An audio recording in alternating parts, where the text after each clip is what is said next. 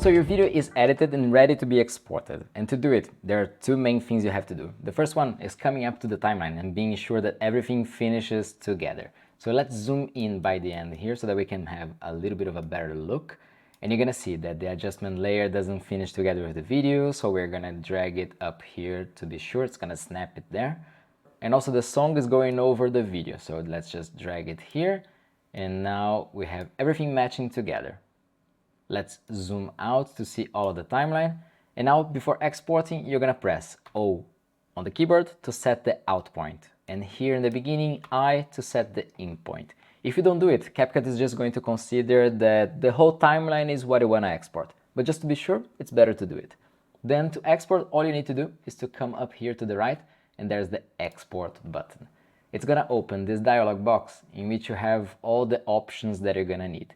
First of all, there's the title, CapCut example. On export to, you're gonna find the folder where you want the video to be placed. And first you have to check video exporting. This is gonna be sure that the video part of the video is actually exported.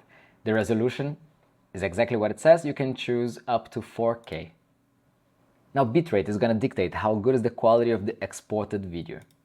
You can choose one of the presets, lower, recommended, or higher, or just go customize depending if you know the bitrate of your original footage. If you don't know, I would totally suggest you to put higher and just leave it as it is.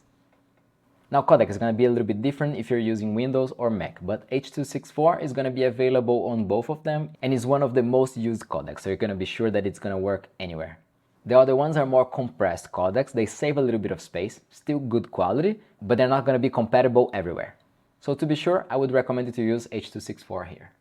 And if you want to be a little bit fancier, you can choose HEVC on Windows and Apple ProRes if you're on a Mac.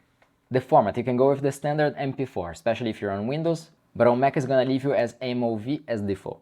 The frame rate here is important that you match exactly what you had as the timeline. And right there in the first lessons about the timeline, we set this up, so I would just suggest you to keep exactly the same. If you put 30 frames per second back then, put here also. Export audio, if checked, is going to export the audio of your timeline as a separate file. If you want that, you can keep it clicked. And here there's caption exporting also, but it's a pro feature. Okay, so you're ready to export, just click export over here, and it's going to tell you in the progress bar how it's going. And also the estimated size. And as soon as it's over, it's going to offer you to post directly to YouTube or TikTok over here. And you can open the folder, and you're going to find all the files over there.